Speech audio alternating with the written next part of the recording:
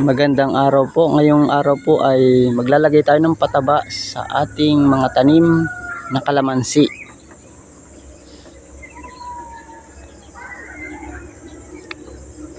Bago po yon, mangunguha muna tayo ng ating vermicast. Yung vermicompost po.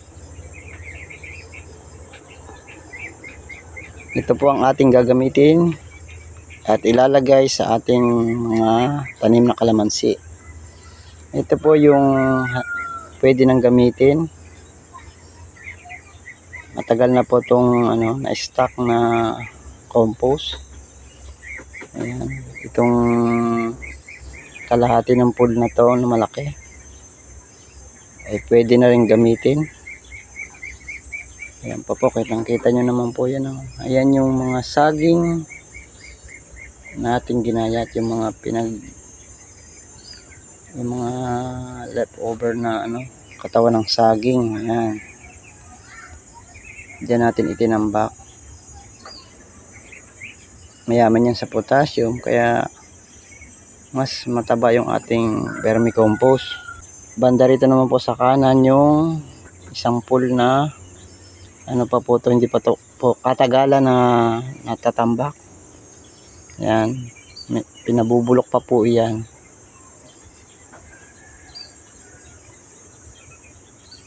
Mga sariwang dumi ng kambing. Ayan, dito natin ini-stack galing sa ating kambingan.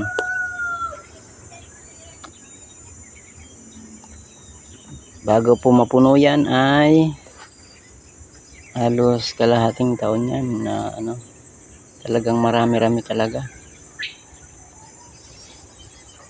Kaya bago to mabulok, itong gabundok na to ay mauubos muna natin. Halos kalahating taon rin natin to gagamitin.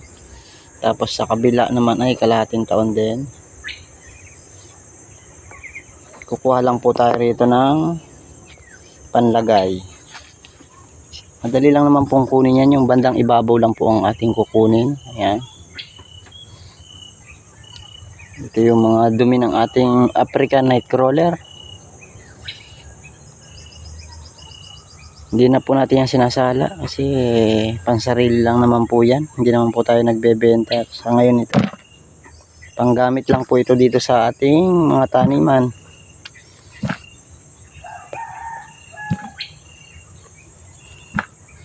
Yan, pwede po lang tayong gumamit ng sako o timba na lagayan. Ingatan lang po nating masama yung ibang mga bulate. Yung ating mga worker na bulate. Nandyan lang po yan, pakalat-kalat dito sa ating pool. Minsan may nakakatakas dito sa baba. Pero marami naman po yan. At habang tumatagal po, mas dumarami yung ating African Nightcrawler. Marunong din po sila magparami. Basta po naaalagaan lang sila. Kagaya nito, maraming pagkain. Ayan. Hindi sila mawawalan ng pagkain. Pag tagulan po, ito ay may tarapal eh. Wala po kasing bubong itong ating pool. Yan, may yero tayo rito nakaabang, tapos mga tarapal. Pag maulan, may cover po yan para hindi agusin ng tubig. Kasi pag maulan, masasayang po ang ating pag walang bubong. Ito lang po. At pwede na natin, ito pong nasa pwede natin ilagay sa ating pananim na kalamansi. Ito po yung 1-year-old nating kalamansi. Maliit pa po siya pero lagpas tao na rin po yung sukat niya, pero bata pa po yan, 1-year-old pa lang. Ayan po, maraming bunga. Lalagyan po natin yan isang beses pa lang. Yung iba nandun po sa may unahan. Tingnan natin.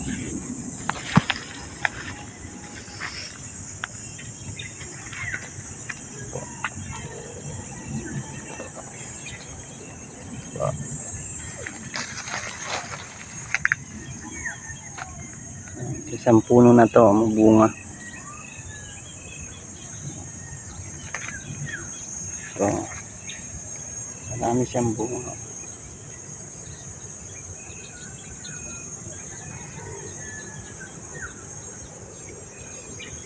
Ang dulo po, maraming bunga. Ayan.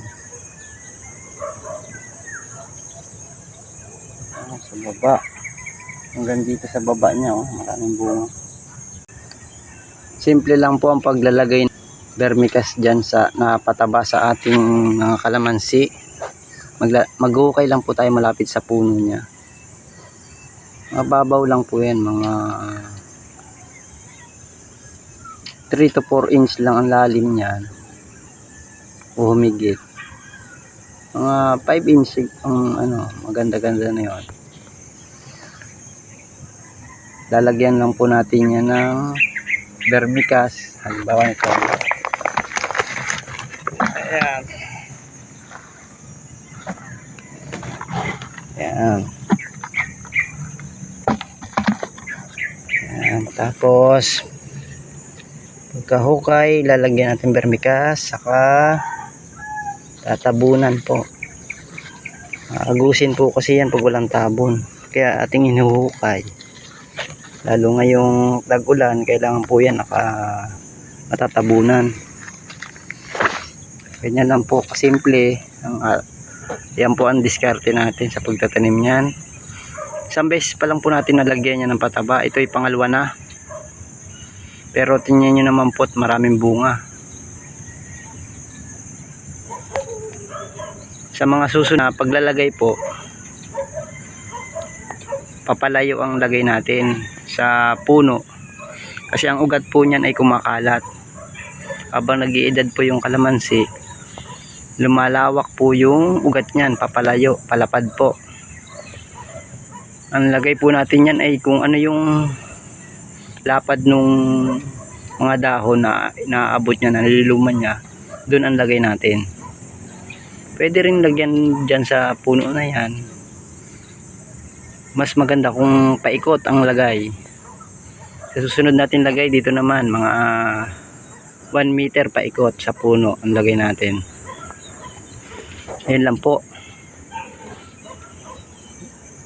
Ito lang yung ating munting tip sa paglalagay ng pataba sa ating mga kalamansi. Kita nyo naman po, mabunga ang ating kalamansi. Vermicast po ang ating ginagamit, kaya wala tayong gastos. Ang organic po, maparami yan, no? Wala pong masamang epekto yan sa ating lupa, at mas gumaganda pa ang kalidad ng ating lupa. Papakita ko po muli sa uling pagkakataon yung ating mga kalamansi. Ayan po, magbunga po yan, lalo tong isang puno na to. Ayan, ito itik po sa bunga, maliit pa po yan pero mabunga na.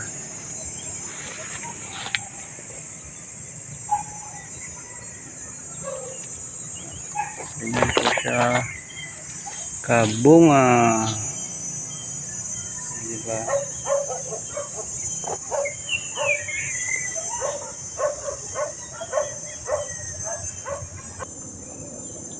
Hanggang dito na lang po muli, at maraming salamat sa panonood.